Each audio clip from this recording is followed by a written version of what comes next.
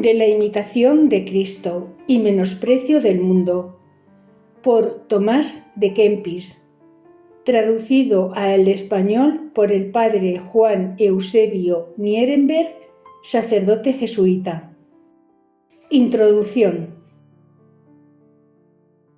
Elogios de este libro.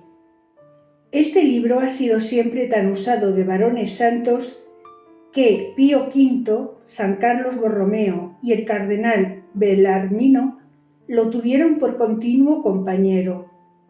San Felipe Neri sacó de él espíritu religioso. Alejandro Saulín, obispo de Pavía, entre las distracciones de tantos cuidados que tenía, solo halló consuelo con este libro. Juan Benduillo, obispo de Tournai de Flandes, lo estimó tanto que cuantas veces pidió el Kempis, lo que hizo cada día, no usó de otro término que «dame el libro». San Ignacio de Loyola encomendó a sus hijos que lo usasen, de donde resultó que no se hallará apenas uno sin él. Un rey moro hizo tanto aprecio de él que lo hizo traducir en su idioma y, colocado entre los libros mahometanos, tenía en su estimación el primer lugar. No es el menor de los elogios haberse llevado el cariño y agrado del venerable padre Fray Luis de Granada, ilustre y honor de la Sagrada Familia de Predicadores, pues entre las ocupaciones de sus escritos y predicación, llevado de su ardiente celo del bien de las almas, para que no careciesen de la celestial doctrina de este libro, le tradujo del idioma latino al castellano, con tal aceptación que no es fácil contar las impresiones que se han repetido. Y después el venerable padre Juan Eusebio Nierenberg, de la Compañía de Jesús, bien conocido por sus escritos, hizo esta nueva traducción en la cual también manifestó la estimación que hacía de este libro. Compendio de la vida del venerable Tomás de Kempis. El venerable Tomás de Kempis fue natural de Kempen, que es una pequeña villa de la diócesis de Colonia, de donde le quedó el nombre. Tuvo padres pobres, pero muy cristianos y piadosos. Nació por los años de Cristo 1378, siendo sumo pontífice Urbano VI y emperador Carlos IV. Después de haber pasado sus primeros años en casa de sus padres, la inclinación a las letras y virtud le llevó, siendo de 13 años, a Deventer, donde entonces florecían los estudios de aquella provincia, y sobre todo, un sacerdote llamado Florencio, que sucedió a Gerardo el Magno, de gran virtud y celo, que era padre y maestro espiritual de una hermandad clerical, donde muchos sacerdotes y los que se criaban para serlo vivían en santa comunidad, en la cual también se incorporó la religiosa piedad de Tomás, donde se aplicó más a toda virtud, junto con las letras. Y porque hacía excelente letra, ayudaba al gasto común de sus compañeros con trasladar libros, porque entonces no había el uso de la imprenta. Fue sobremanera devoto de la Madre de Dios, a la cual rezaba cada día algunas devociones con tiernísimo afecto, pero como con el tiempo las dejase algunos días, o por descuido o por tibieza, le reprendió de ello la Santísima Virgen de un modo admirable. Vio en sueños que estaba en la sala donde el venerable maestro Florencio instruía en las cosas de Dios a sus discípulos, que estaban muy fervorosos y atentos oyendo las palabras de Dios que les decía: Vino entonces la Santísima Virgen del cielo, y con rostro muy agradable y amoroso, fue abrazando a todos uno por uno, agradeciéndoles los deseos y fervor con que querían agradar a Dios.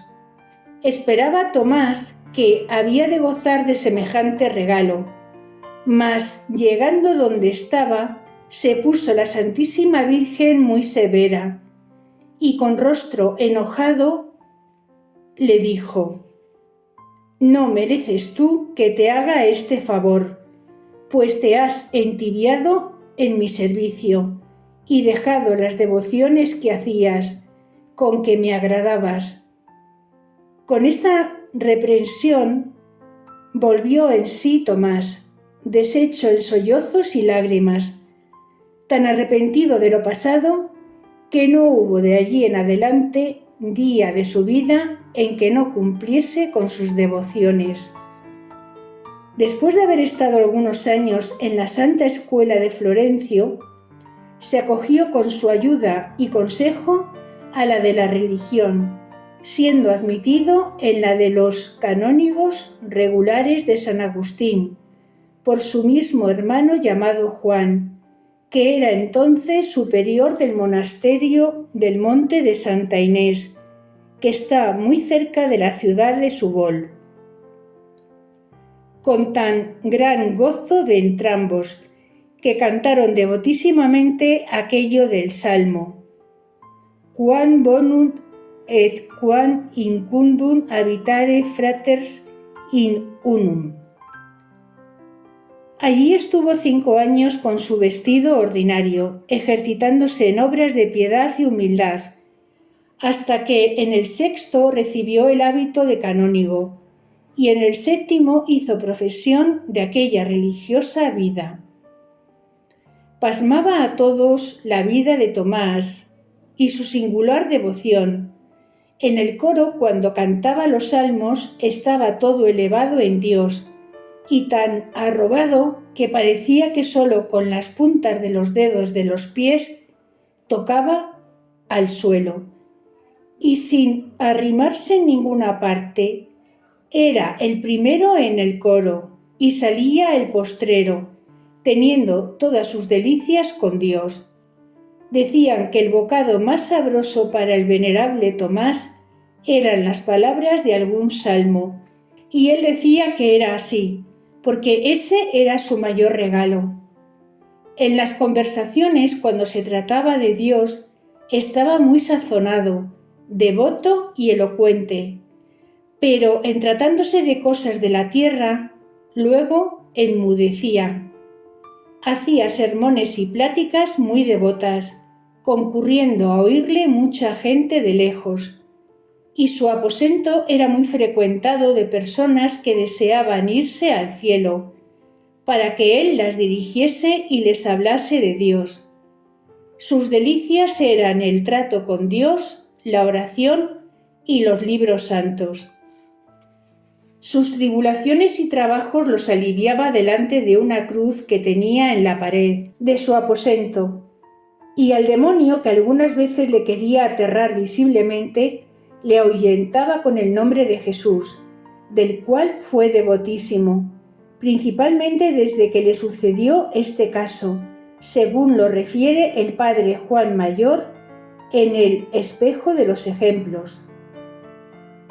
Como pretendiese el demonio espantar al venerable Tomás de Kempis, se le apareció una noche en una espantosa y horrenda figura, y como le viese que se iba acercando a su cama, empezó a temer, no sabiendo qué remedio tomar para ahuyentarle de sí.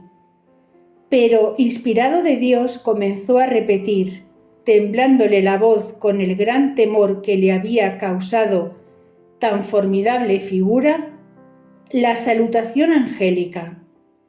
Pero con todo eso se le iba llegando el maligno espíritu, hasta que, prosiguiendo él con la misma salutación, llegó a pronunciar el dulcísimo nombre de Jesús, a cuya poderosa virtud, no pudiendo resistir el enemigo, luego al punto desapareció y huyó vencido, dejando libre al venerable religioso, el cual, conociendo por experiencia el poder inmenso de tan divino nombre, cobró grande aliento y, repitiendo muchas veces el mismo sagrado nombre, vio que cuanto más le repetía, tanto más y con más prisa el enemigo huía. Quedó con esto el santo varón muy animado para no temer de allí adelante, ni hacer caso de los espantos del demonio, pues tan fácilmente podía librarse de ellos repitiendo e invocando tan divino nombre. Por esta devoción, cuando tomaba la disciplina, que era en él muy ordinario, rezaba el himno Jesús estetit. Fue ilustrado de nuestro Señor en muchas ocasiones, descubriéndole varias cosas con modo sobrenatural. Cuando murió el religioso varón Juan de Heusden, prior del monasterio vindense, le reveló Dios su muerte de esta manera. Vio un día al amanecer concurrir muchos escuadrones de espíritus celestiales caminando con gran prisa a aquel monasterio, como si se apresuraran para hacer las exequias de algún grande varón y llevar al cielo su dichosa alma, sucediendo luego la muerte de aquel siervo de Dios, y cumplióse la profecía del venerable Tomás. Muchas cosas maravillosas obró Dios por este su siervo, y las que él refiere haber acontecido por las oraciones de alguna persona, sin nombrarla, se cree haber sido por las suyas. Por su gran santidad y apacible condición, fue 2 veces elegido por prior de su monasterio y también por procurador, lo cual trató de excusar lo más presto que pudo, porque no hallaba descanso sino con Dios en su celda, y así solía decir: in omnibus requiem quasivi sed non inveni nisi in angulis cum libelis.